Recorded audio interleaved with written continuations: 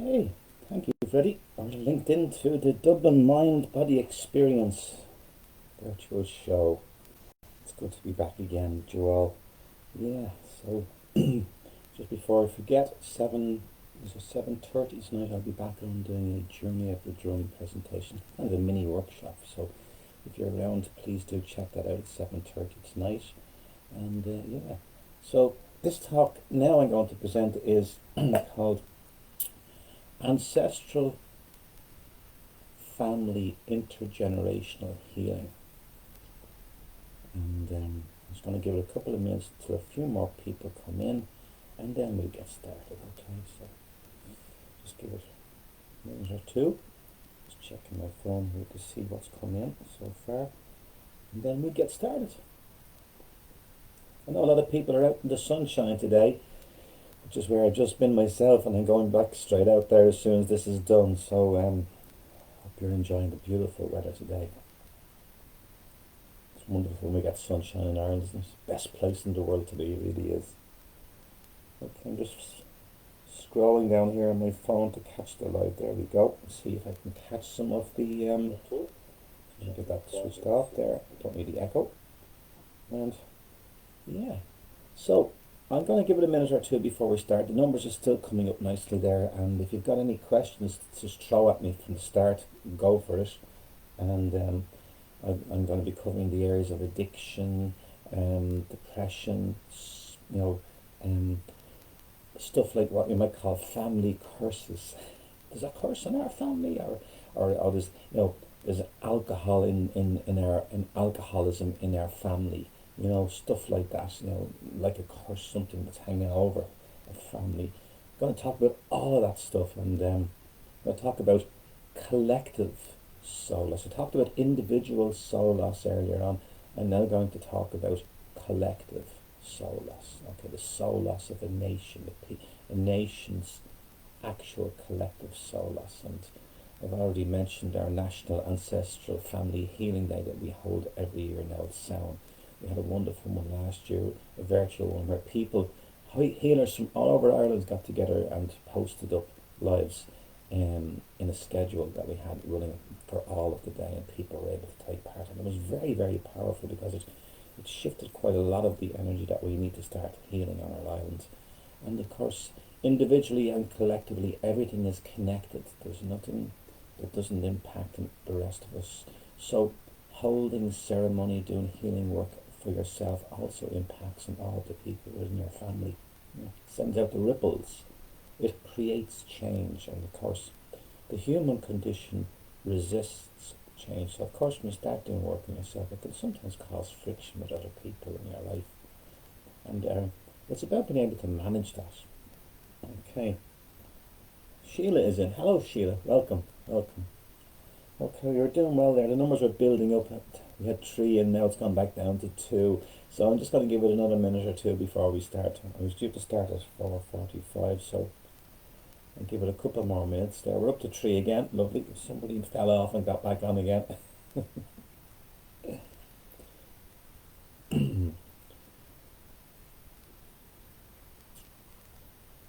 So what is intergenerational healing? How does it work? And I suppose, okay, we got 4 in now. We'll wait till we 5 in and then we'll get started, okay? 5 is a nice number.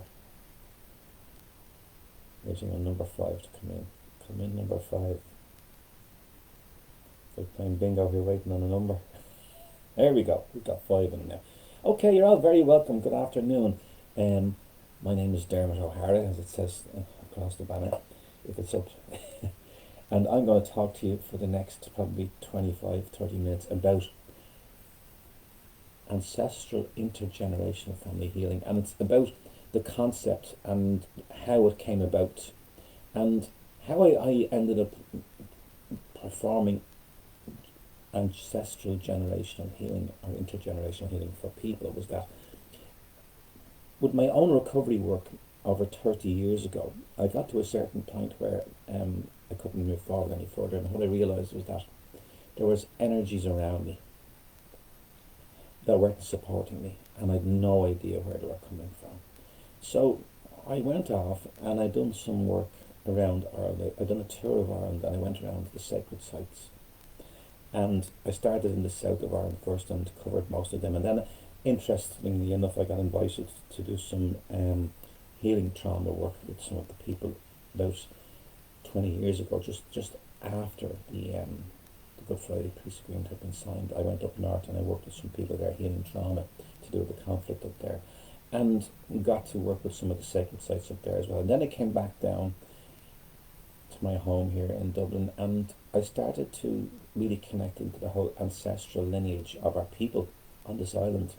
And I started comparing it to the likes of the First Nations people in America, with whom I'm an international advisor of the Indigenous Education Institute in America. And I got talking to some of those people, and I brought them over here, and I started to show them the story and the journey that we went through here.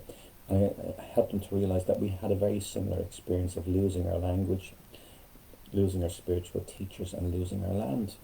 And I started to look into their current communities in America and how they were riddled with addiction, sexual abuse, domestic violence, and suicide. And we have the same issues here. And then I realized, okay, there's something going on here on a bigger, wider canvas. It's not an individual thing, it's a collective. And that's when I came to the conclusion that there's a thing called collective soul loss, and that it can hang over in a community or a group of people or even an island like Ireland. And there was an energy there that needed to be, if you like to call it, exorcised. And what I realized was that my progress was being hampered by this same energy here on this island. And you'll often see people leaving Ireland to go away somewhere else, to get away, and they can become themselves. It's because of the energy here and what's the repressiveness of the energy. And when you look at our people, 1600 years of Catholicism, 800 years of British colonialism here on this island, all repressing us. The church repressing the goddess, and the British doing the rest. So what you have to understand is that the collective soul loss of our people and the experiences of the famine and the trauma of that, and many other traumas with Cromwell coming here and what he did to our people, all of this was still in the land, and it was still in the people's psyche. So there was a cloud within the collective consciousness of the Irish people, the same as there was with the First Nations people in America. And I started to look at this and to look at myself and to look at my own issues and addictions and stuff, and realize, wow, okay, this could be the answer for me. So I started delving deeper into it and going to more sacred sites and asking for guidance and sitting with the stones and asking the stone people to share with me insights. And then the more I began to work into the land and working into the goddess and working with Bridget and Lug and all the ancient legends and stories and the deities of the Tuatha De Danann, what I began to see was that the more I came in, the more I needed to push back to become more in. So I had to push back this shadow energy, which had been around me most of my life. I was walking with it. So my monkey was on my back, and I was stuck in this shadowy, dark energy. And what took place one night was that I was awoken in the middle of the night, and I saw these images in the far corner of the room in the dark, and I could feel this heaviness on top of me, which was very similar to what I had over 30 years previously, maybe even actually about 20 years previously, when I was in the depths of my dark depression days and suicide ideation and addictions and anxiety. And I realized, wow, this has come back to visit me again. So I said, right, how do I deal with this? So I sat there, and the images that came in front of me, they're like visions. They were actually people. And who they were people in my family line. People who had not crossed over. People who had died in fear. People who weren't at peace. And I realized that these are a part of my depression. So I started working with these people, and if you like to call it like an exorcism, spent the full of that night, probably about 5 or 6 hours working with these souls and helping them to cross over. And as I did this, over the coming hours, the room got lighter and lighter and lighter and lighter, till finally I completed that work on that night. And then I visited quite a few of the graves of my ancestors and done ceremony work there as well. And it was all to do with cutting the ties, the bridge between me and those souls, and helping them to cross into a better light. Because they had died in fear, so they were still in fear. And it was all to do with the repression of generations of energy holding people in a place of disconnect and in a place of fear. So, as I said this morning, talking about the goddess work, how the goddess was repressed and how the church repressed women and all of that, and didn't allow us to practice our ancient beliefs from way, way back, and the destruction of the shield and the gig symbols that were on a lot of the early Christian churches. They were taken, hacked off in some cases. Yeah. So what you'll find is that this collective energy, as I discovered, was on top of everybody. It's like a heavy wet blanket over the whole island. And when I went to visit some of the reservations in the States, the same thing. In the communities there was very heavy energies over people, and it was causing addiction, depression, suicide, all sorts of difficult stuff for people there too. But when it's a collective, it's kind of like we have this agreement. We're all going to pretend it's not there and move forward. And it's much easier to do that, because to embrace it and to recognize it means you have to come into your own power. So my work was always about healing me. It wasn't about becoming this and doing this and presenting here and doing workshops and facilitating other people. I just wanted to get out of my darkness and out of my depression. And that did happen, and it did come to me, and I'm still out of that place over 30 years now. But it took a long time to work out of it, and when I'm around that type of energy these days, I can feel it pulling me back into that place, but I don't go in. I rather draw the people out of that place, turn around and get them to journey back into it and see where they're hooked in and where they can release themselves and release the souls of those people who are trapped still in the collective fear and the collective disconnect. And as I said, with the goddess work, it's all about bringing people into connection. The connection is to do with stillness within yourself. With stillness comes true power. People look outside of themselves for power. They look for money and material things to give them credibility. When in actual fact, it all sits within you. You hold that power within you to manifest a loving, supportive reality around you.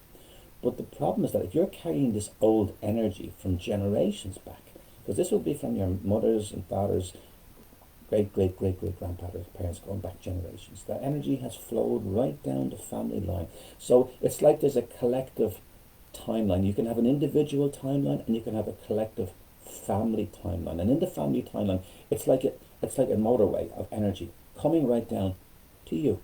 And it has a domino effect. Until somebody says, hold on a minute here. And that was my situation where I had to stop and say, no, this is not working for me. It has me sick. But the problem is that you cannot see it. It's in the unconscious, not in the conscious mind. So it will come to you in dreams, yeah. It will come to you in the form of anxiety. It will come to you in the form of depression. It will come to you in the form of suicide ideation or addiction. And these can appear to travel through certain families, or you hear some family, that they've had such terrible bad luck. There's a curse on them, you know. And it's not that it's a curse, it's that somebody somewhere along the timeline got stuck. Maybe hasn't crossed over. And that soul is still attached to the family. In distress, in addiction, in trauma, carrying it through the generations, right up until now, even. So I often get called to go and do house clearings. When I go there, there's usually a grandparent or somebody, or someone from another generation still in the house. Didn't cross over. Why? Because they were riddled with fear of, oh my God, I'm going to be judged and I might go to hell. And the amount of fear that people had with it. And then people, of course, keeping this family secrets and taking it with them into the grave and holding on to it. And it's holding on to them and not letting them find peace. So the ancestral work is about working into all those areas. So you could almost like psychic soul rescue. We can do that for individuals. I can do it for an individual, but I can also do it for a group within a family. And it's amazing when you do it, the mental health of most of the family improves considerably after you do a clearing like that for them. So it's about, I suppose, going in and facing the demons whatever that demon might be for you, whatever those nightmares or scary things might be for you. My job is to go in and facilitate the space and to keep people grounded and supported and safe, that they can go in and over time negotiate with those aspects of their family lineage and heal it. Now, that's on an individual basis, but here's the other situation. There's also a collective soul loss on the whole island, say of Ireland, for example. And if you're stepping out of the norm and becoming a clear channel, and you're beginning to clear all of the ancestral stuff from within your own family, you need to remember that there's still the collective of what's the norm and accepted level of disconnect from power that's allowed within society.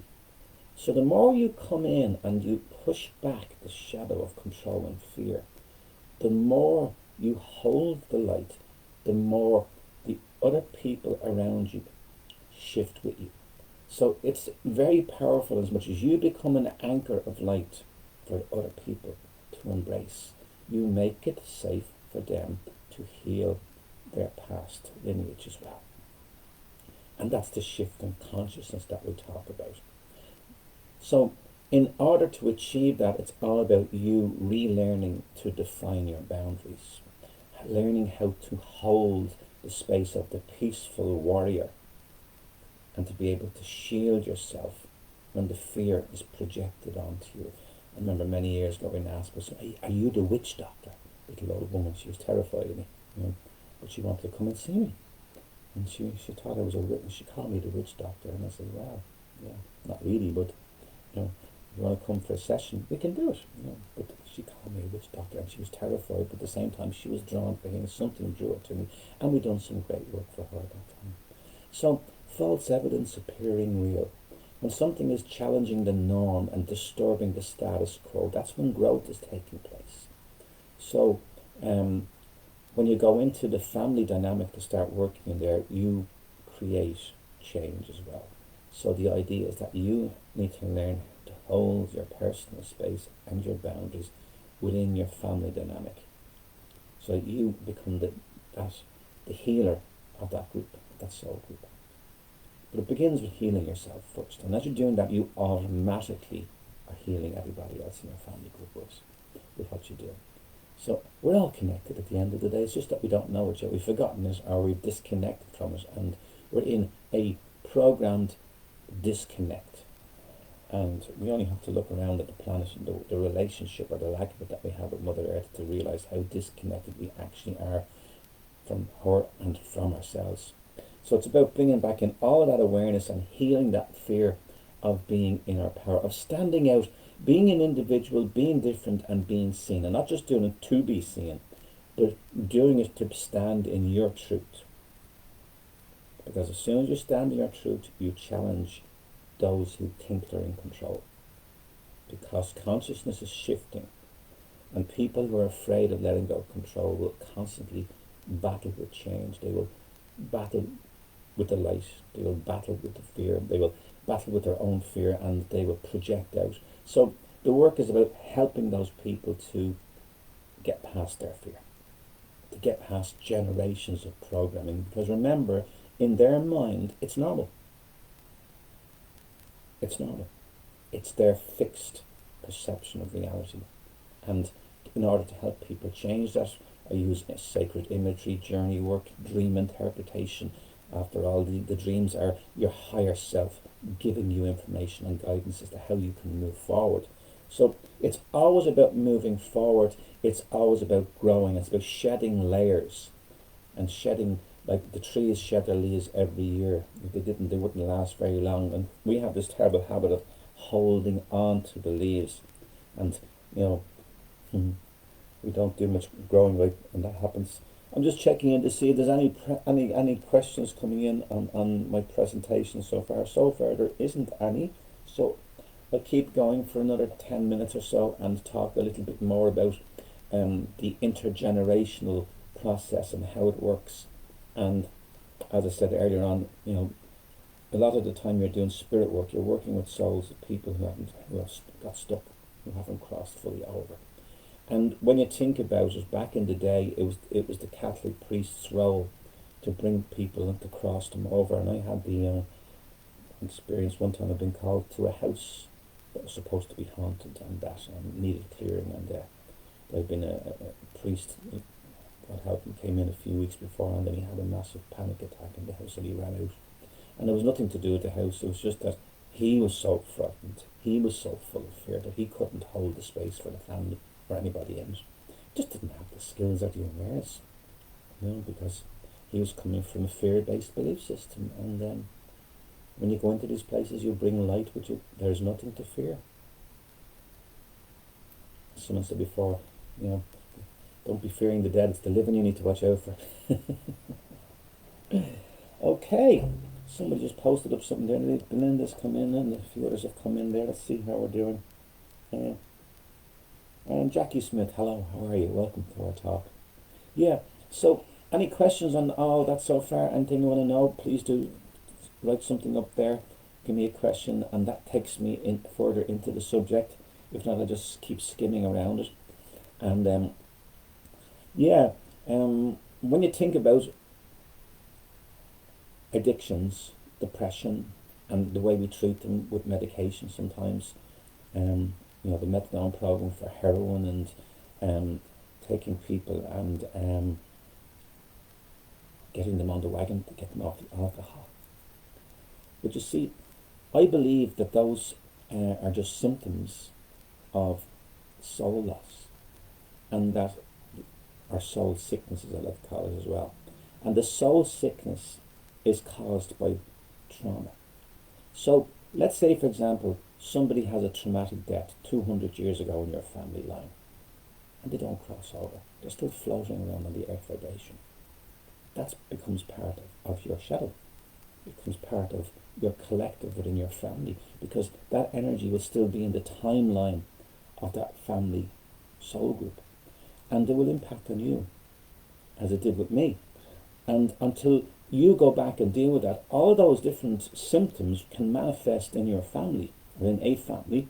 Addiction, depression, suicide ideation, mental health issues, you name it, it can all manifest. And this is the interesting thing, because it's unseen.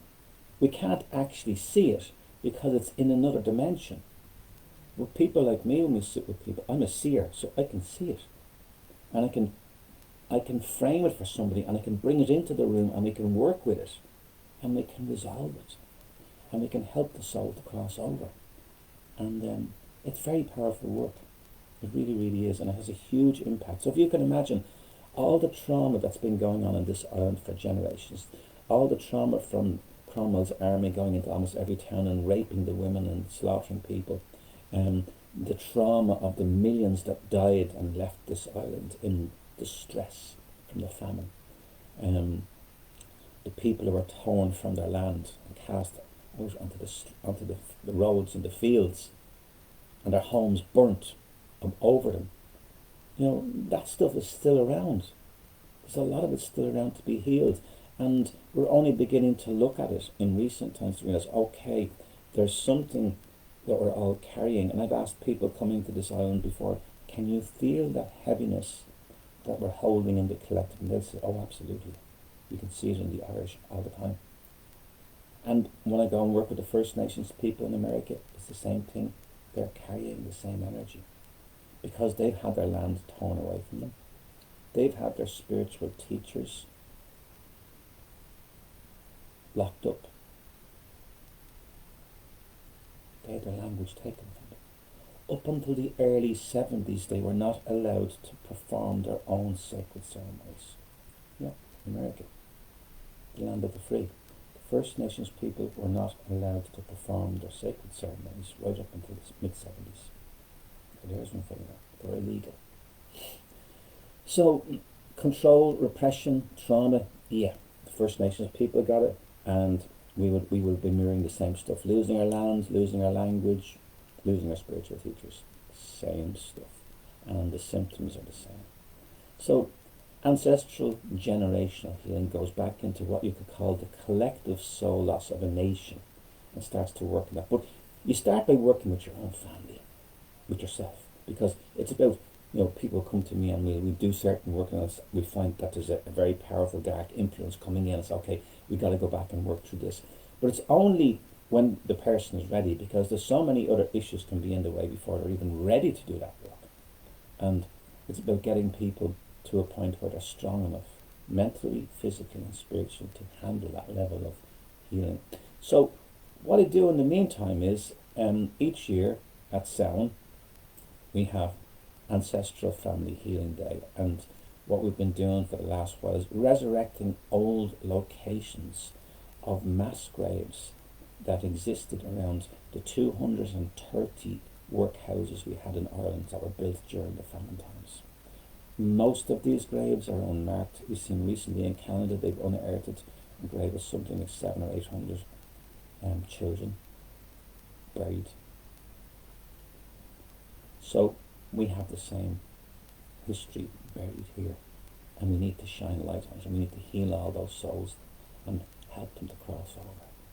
And for as long as we don't acknowledge those old sites, the unmarked graves, the Buddy's Acres, those places which have been allowed to grow over, and in some cases they've even built houses on them. They did in Longford. They tried to fight the council about 15 years ago to stop them from building apartments on a known mass grave, and we failed. They built the apartments right on top of them.